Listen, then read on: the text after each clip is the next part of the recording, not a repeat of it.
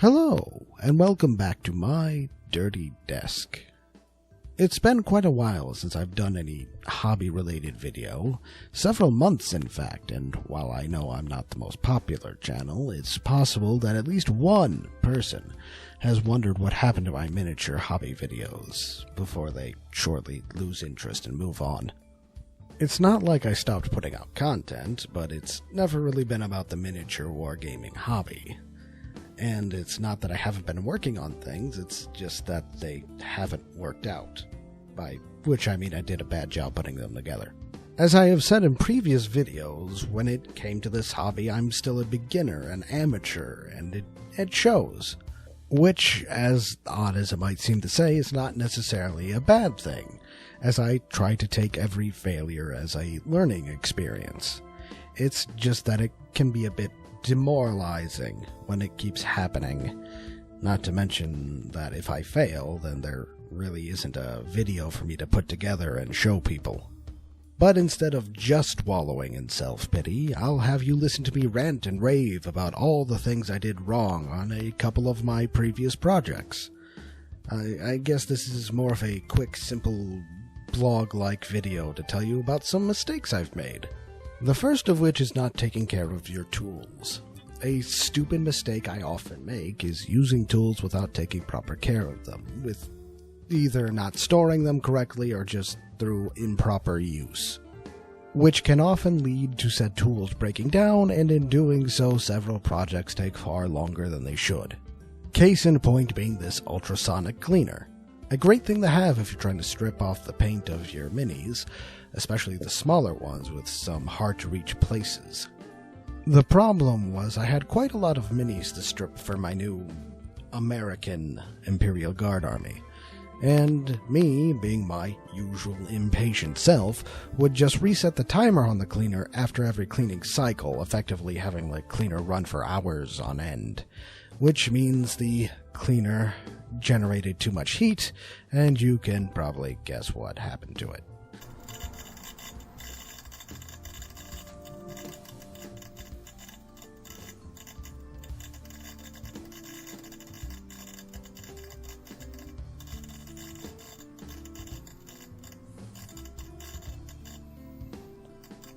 Yeah, it's not normally supposed to do that. So now I have a broken cleaner and several more miniatures I still need to strip.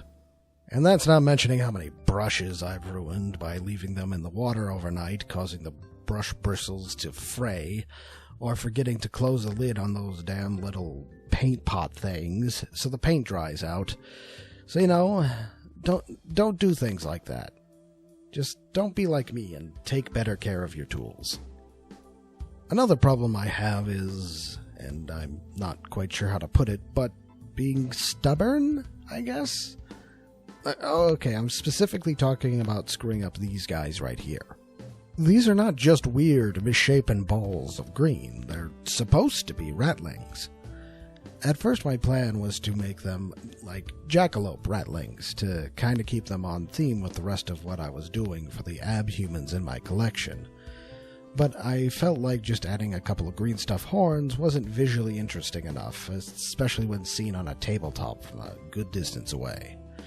So instead, I wanted to give them ghillie suits, using some old, stretched-out gauze, dipping it in green paint, and using a thin, small amount of glue to attach them around the figure. Then tried to attach some fake grass and flowers, which resulted in this.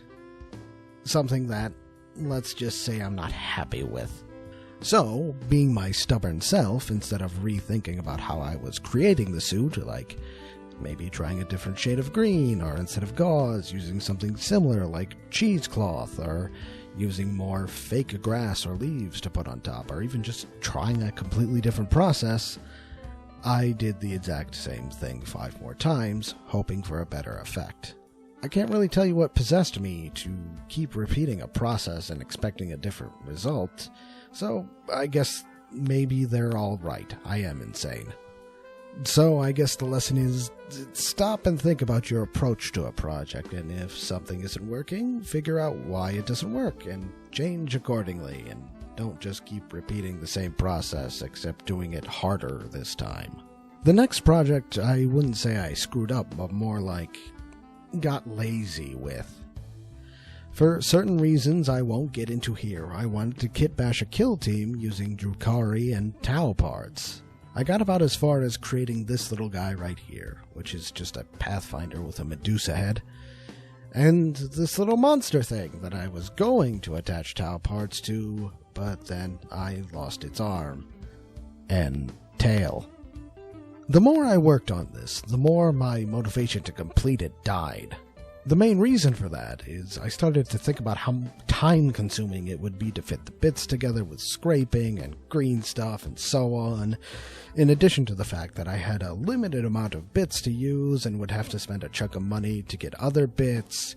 I eventually just became disinterested in finishing the project and moved on to something else. The advice I'd give here is to not be overly ambitious if you do not have the skill, means, or especially motivation to complete one of the bigger plans you might have in your head. Work your way up to that point with smaller projects. The last thing I'm going to talk about is how much I hated trying to fix by Imperial Knight. Well, fix isn't the right word. There wasn't really anything wrong with it other than needing a better paint job, but I always felt that the knight poses were always so static. Don't get me wrong, they look great overall, but the way you put them together limits the way you can pose them. So they're kind of just standing there, just shy of T-posing. I wanted to try putting them into a more dynamic pose, like it was in the middle of a shoulder tackle or something.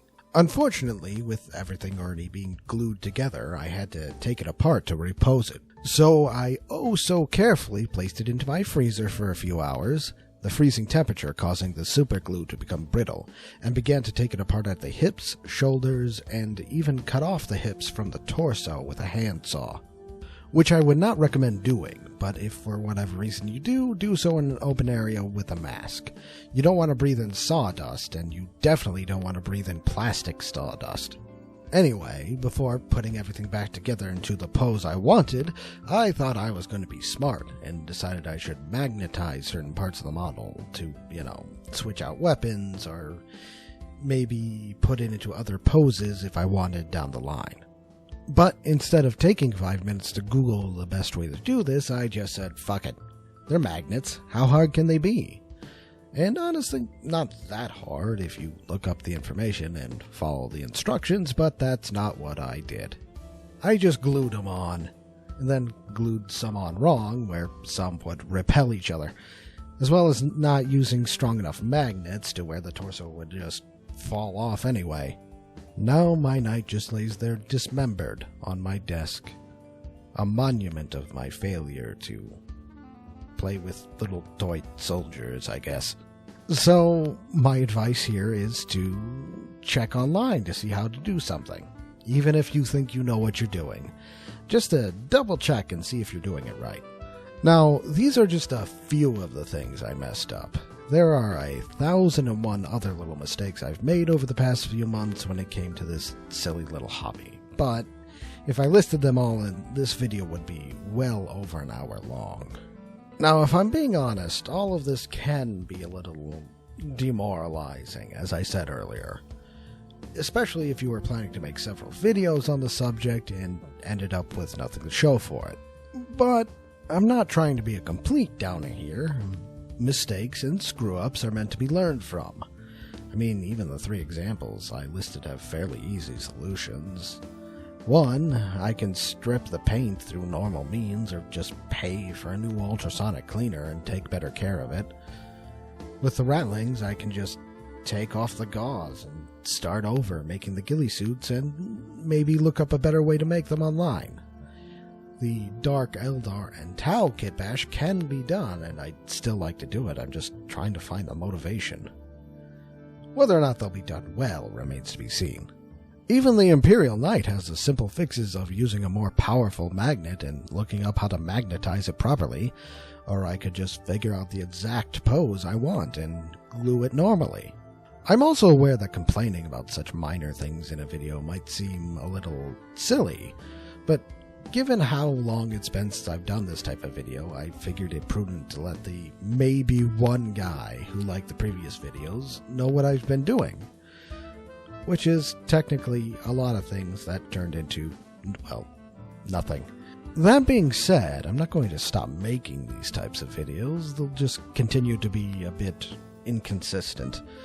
This is still a hobby I enjoy, but maybe I'll work on things that aren't Warhammer, like working on miniatures for games that aren't as well known, or even taking a stab at creating my own little figurine miniatures, or maybe even just grabbing a bunch of random crap and see what I can make with it. But either way, I think this is a good point to stop my rambling and finish this video.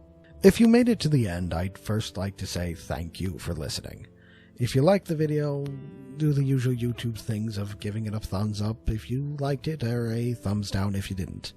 But if you did like it, then, well, maybe subscribe.